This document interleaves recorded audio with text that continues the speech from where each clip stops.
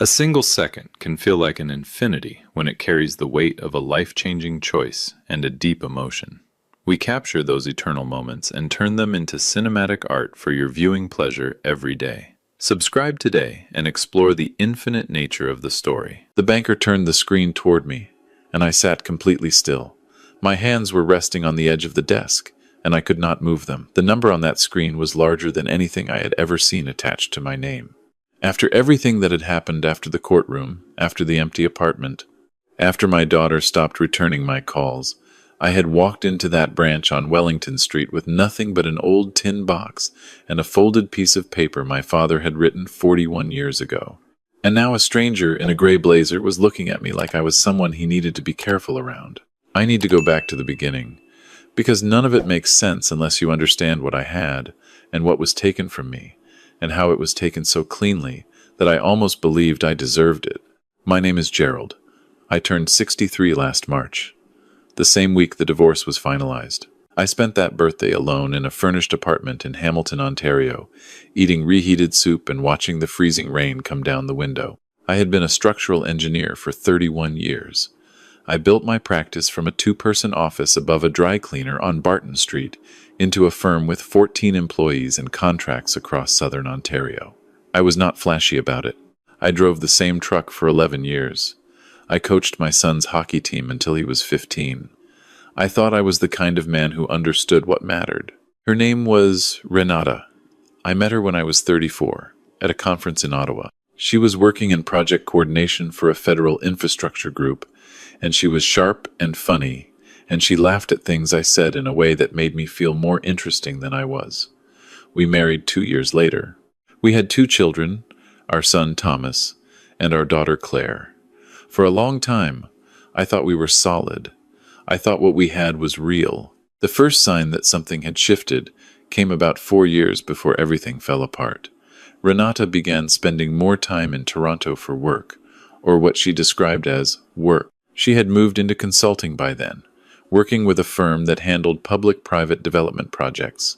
She would leave Sunday evening and return Thursday night, and there would be 2 or 3 days a week where she was simply unreachable. I told myself it was the nature of the work.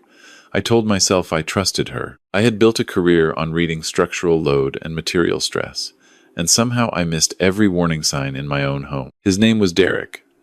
He was a partner at a mid-sized commercial law firm in downtown Toronto, and he had been working alongside Renata's consulting group on a series of development contracts. I did not know about him until much later. By the time I found out, he had already been involved in our lives in ways I was only beginning to understand. The first conversation that genuinely frightened me happened on a Tuesday evening in November. Renata came home earlier than expected, and she sat down at the kitchen table without taking off her coat, which she never did. She told me she wanted to talk about the future. She told me she had been doing a lot of thinking. She told me that she felt the two of them, meaning her and me, had grown into different people. I asked her what she meant. She said she meant exactly what she said. I asked her if there was someone else. She looked at me for a moment in a way I could not read, and then she said that the question was not really relevant to what she was trying to say. 3 weeks later, I was served with divorce papers at my office. My assistant brought them in with the morning mail and set them on my desk without knowing what they were, and I sat there looking at them for 20 minutes before I picked up the phone. I called a lawyer I knew socially, a man named Phil, who did mostly real estate work but had referred me to a family lawyer once before. He gave me a name. I called that number and set up an appointment. The family lawyer's name was Sandra, and she was calm and thorough, and she told me that the filing was standard and that I should not panic. She told me that in Ontario, matrimonial property is divided equally, that my business would be assessed, that the process takes time, but the law is clear. I held on to that. The law is clear. What I did not know then, and what took me months to understand, was that Derek had spent the previous 2 years helping Renata structure her consulting income in ways that were very difficult to trace. He had also, through a series of transactions I still do not fully understand, helped her establish a position in 2 of my firm's largest contracts in a way that, on paper, gave her a financial interest in the business itself. He had done this quietly, using documentation that had my signature on it. A signature I had given on papers I had not read carefully enough, papers presented to me as routine administrative matters during a period when I was managing a deadline on a hospital expansion project and was not paying enough attention to anything else. By the time my lawyer received the financial disclosure from Renata's side, the picture that emerged bore almost no resemblance to what I believed our finances looked like. The business valuation came in at a fraction of what I had expected. My equity in our home in Burlington, a house I had put 15 years into, that I had renovated twice with my own hands on weekends, was entangled in a financing arrangement that made a clean division nearly impossible. There was a pension account that had been partially moved. There were assets I could not locate. Sandra told me we could fight it. She told me we needed a forensic accountant. I hired one. His name was Raymond, and he was precise and quiet, and he told me after 3 weeks of review that what had been done was technically legal, or close enough to legal, that contesting it would take years and cost more than it would likely recover. He said it with genuine regret. He said it like a doctor giving a diagnosis. The settlement hearing was in February. I remember the light in the courthouse, that particular flat institutional light that makes everyone look slightly unwell. Renata sat on the other side of the room with Derek beside her, not as her legal counsel, but as a support person, which her actual lawyer had arranged with a casualness that told me it had been planned. She did not look at me once. The judge reviewed the agreed-upon documents. Our home in Burlington would be transferred to Renata. My business, the firm I had spent 3 decades building, was to be sold, and the proceeds divided according to the assessed interests, which left me with less than a third of what I had put into it. My pension was split. The vehicle I used for work was included in the asset pool. By the time the hearing was over, what remained in my name was a modest amount of savings, my personal truck, and the clothes in the master bedroom closet, which Renata had agreed not to contest. I walked out of that courthouse and stood on the steps in the February cold, and I could not remember where I had parked. I stood there for a long time. A man walked past me and said, "Excuse me," and I stepped aside, and I watched him go, and I thought, that man knows exactly where he is going. I had no idea. Thomas was 29 at the time and working in Calgary in the energy sector. He had heard Renata's version of events before he had heard mine, and what he had heard was a story about a father who had been distant and difficult and who had put the business ahead of the family for years. There were things in that story that had enough truth in them. I had worked long hours. I had missed things that I could not simply deny all of it, and that made it harder to defend myself without sounding like I was making excuses. He and I barely spoke for the better part of a year. Claire was 26 and living in Vancouver. She was more careful than Thomas, more measured, but she had also kept her distance. She called me on my birthday in March, which I was grateful for, but the call was short and polite in the way that conversations are when the person calling is not sure what to say. She asked how I was doing, and I told her I was managing, which was mostly true. I moved into a 1-bedroom apartment in Hamilton because it was what I could afford, and because I had subcontracted work for a firm there, and I thought proximity might lead to something. I did not have the firm anymore, but I had my license and my experience, and I could still work as an independent consultant. I picked up small contracts. I did inspections. I drove to sites in my truck, and I wrote reports, and I sent invoices, and I watched money come in slowly, just enough to keep things stable. The isolation was the hardest part. I had believed, without quite realizing it, that my identity was wrapped up in the firm, in being the person people called when they needed something built correctly, in being responsible for 14 people's livelihoods.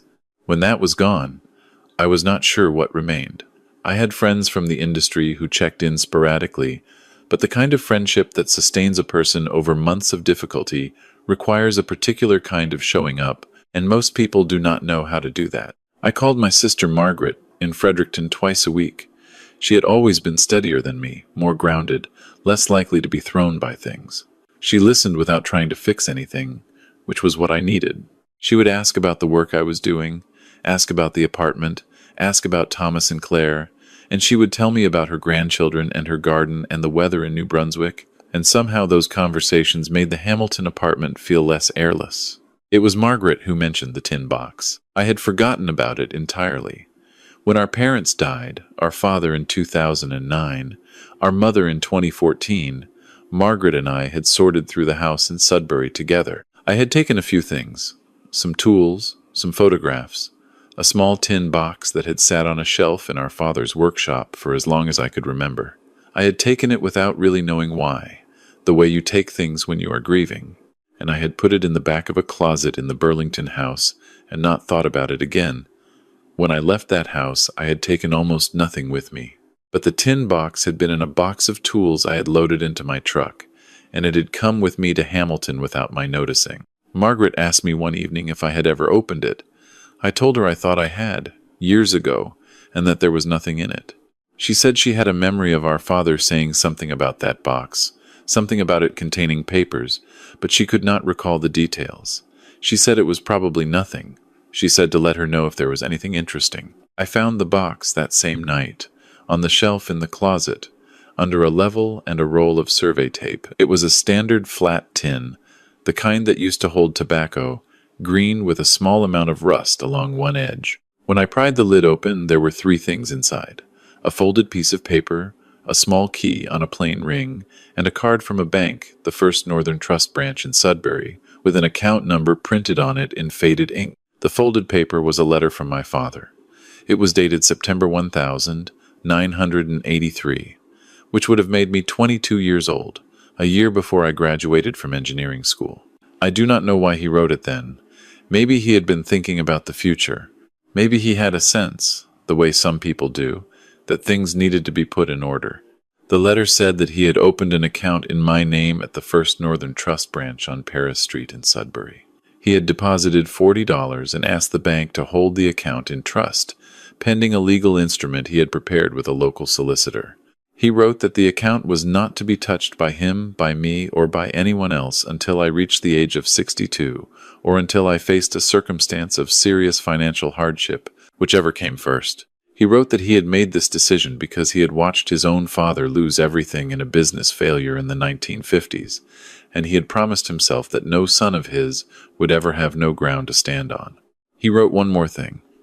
He wrote that the account had been set up with a compound interest arrangement through a credit union partnership, and that by the time I accessed it, the amount would be, in his words, considerably more than what I put in. He wrote it with the careful understatement of an electrician from Sudbury who had spent his life being accurate about things and did not believe in exaggeration. I sat on the edge of my bed in that Hamilton apartment and I read the letter 3 times.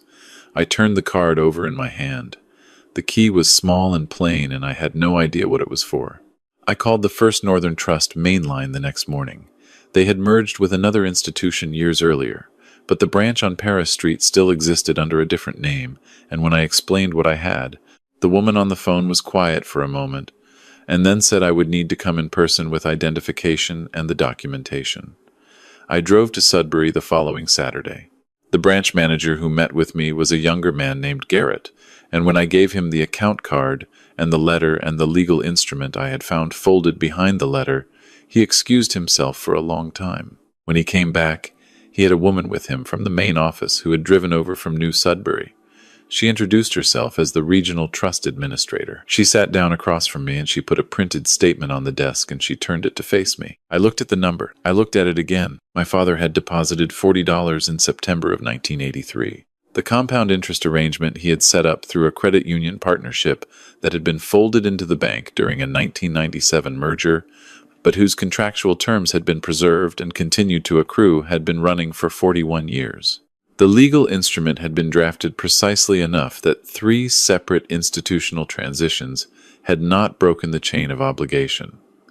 The amount now sitting in that account, in my name, was just over $4,300,000. I did not cry. I want to be honest about that. I sat in that chair in a Sudbury bank branch on a gray Saturday morning, and I felt something that I cannot accurately call happiness and cannot accurately call relief. It was something older than either of those things. It was the feeling of ground under my feet after a very long time of standing in water. Garrett asked me if I was all right. I told him I was. I told him I needed a few minutes. I called Margaret from the parking lot. When I told her the number, she was silent for so long I thought the call had dropped. Then she said, in a voice I had not heard from her since our mother's funeral, "Dad knew. He always knew." I did not touch the money immediately. I want to be clear about this because it matters. I did not make a single transaction for 6 weeks. I went back to Hamilton. I continued my inspection contracts. I thought carefully about what I wanted to do and what I did not want to do and what kind of person I intended to be on the other side of this. During those 6 weeks, I called a lawyer in Toronto named Helen, who had been recommended to me by a former colleague. She was not a family lawyer. She worked in commercial litigation and trust law. I told her everything: the divorce settlement, Derek's role in restructuring the assets, the signatures I had given on documents I had not understood, Raymond's assessment that it was close enough to legal. Helen listened without interrupting. When I finished, she was quiet for a moment, and then she said, "Close enough to legal is not actually legal." She said she needed time to review the documents. She said she would be in touch.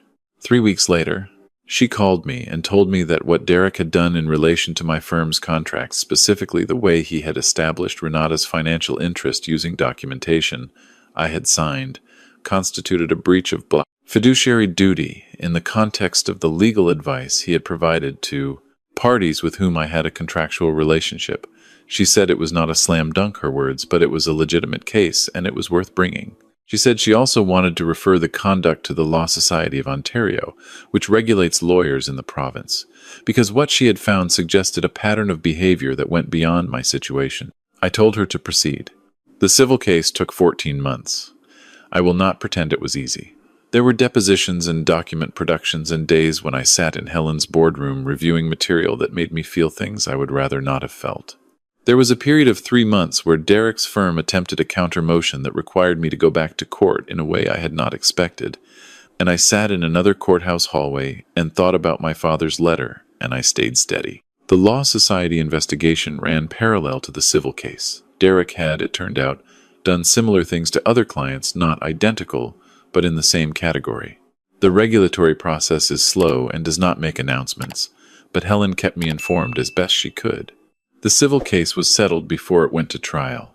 The settlement required confidentiality about the terms, and I will respect that here, except to say that it was meaningful and that it addressed not only the asset valuation issues but the contract interest manipulation that Raymond had identified and been unable to pursue.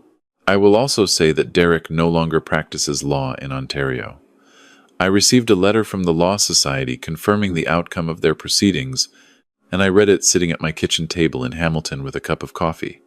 And I thought about what my father would have said about a man who used his professional standing to take from people who trusted him. Thomas called me 8 months into the civil process. He had heard from someone in the industry, I do not know the details, that I was pursuing legal action and that the picture was more complicated than what he had been told. He called on a Sunday evening, and he started the conversation by saying he wanted to hear my side. I told him I appreciated that. I told him what had happened, as straightforwardly as I could, without trying to make him feel badly for the distance he had kept. He was quiet for a long time after I finished. Then he said, "I'm sorry, Dad. I should have asked sooner." We talked for 2 hours that night. We talked about hockey and about his work in Calgary and about a woman he was seeing who he thought might be serious. I told him about Sudbury and about the tin box and about the letter his grandfather had written in 1983. He asked me to read him the letter.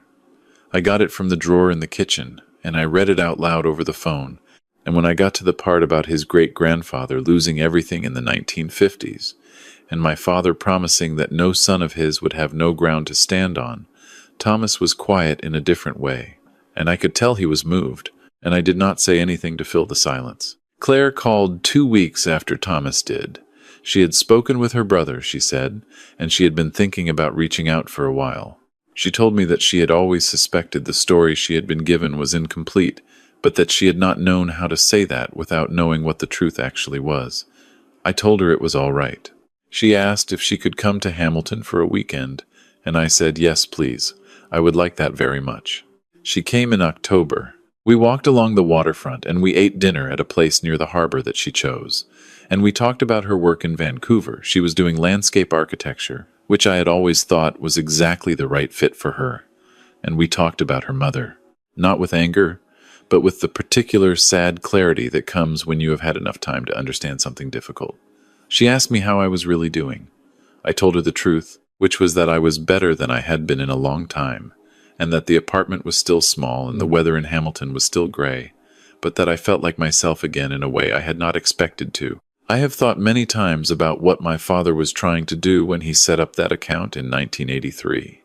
He was not a complicated man. He worked for 36 years as an electrician at the Falcon Bridge smelter. He kept a vegetable garden. He coached ball hockey at the community center until his knees gave out. He was not the kind of person who gave speeches or made pronouncements. He showed you what he thought by what he did. And what he did, quietly, without telling anyone, was protect me from something he had no way of knowing was coming, because he understood that life can take things from you that you did not expect to lose, and he wanted there to be something left. I have also thought about what I would have done without it. This question matters to me. There was a comment someone left on a video I came across about a story similar to mine. The commenter asked whether the person would have found forgiveness and peace if the money hadn't been there, or whether the peace was only possible because of the inheritance. It is a fair question, and I have sat with it. I do not think the money gave me the peace. I think the money gave me the time and the stability to pursue justice, which is different from peace. The peace came from somewhere else, from Thomas's phone call, from Claire's visit, from reading my father's letter out loud in the dark of an apartment in Hamilton, from understanding that I was not standing in water anymore. The foundation is something I set up in the spring, after everything was resolved. It works with organizations across Ontario and New Brunswick that provide legal aid and financial counseling to people going through contested divorces who cannot afford adequate representation. I named it after my father. He would have been embarrassed by that, which is exactly why I did it. I still drive the same truck. I still do inspection work, though I have the flexibility now to be more selective about the contracts I take. I have a better apartment, one with a window that faces west, so I get the evening light. Thomas visited in July, and we drove up to Sudbury together and stood outside the house on Regent Street where I grew up, which belongs to someone else now, and we did not say very much, but we stood there for a while before we got back in the truck. There is a shelf in my apartment where I have put 3 things: the tin box, the key, and my father's letter, which I had laminated because I was afraid of what would happen to it over time. Margaret thinks the laminating was excessive. She is probably right. But I am an engineer, and when something matters, you protect it against the conditions that would otherwise degrade it, and you make sure the structure can hold. My father understood that. He understood it 41 years before I needed him to. I have spent a lot of time thinking about how this all unfolded, not just the legal process, not just the settlement, but the whole arc of it. From the Sunday evening Renata sat down at my kitchen table in her coat, to the afternoon, I stood outside my childhood home in Sudbury with Thomas beside me. And what I keep coming back to is this: the outcome was not random. It was the result of choices made over decades by people who thought no one was keeping score. Derek spent years using his professional position to quietly reshape other people's financial lives for his own benefit. He was careful and he was patient, and he believed, I think, that being technically close to legal was the same as being safe. It is not. The Law Society of Ontario does not measure conduct against what someone almost did wrong. It measures it against what a person in that position was actually obligated to do. His career ended not because someone caught him in one dramatic moment, but because a pattern of behavior, documented carefully over time, told a complete story. The choices he made accumulated, they became a record. And that record spoke clearly.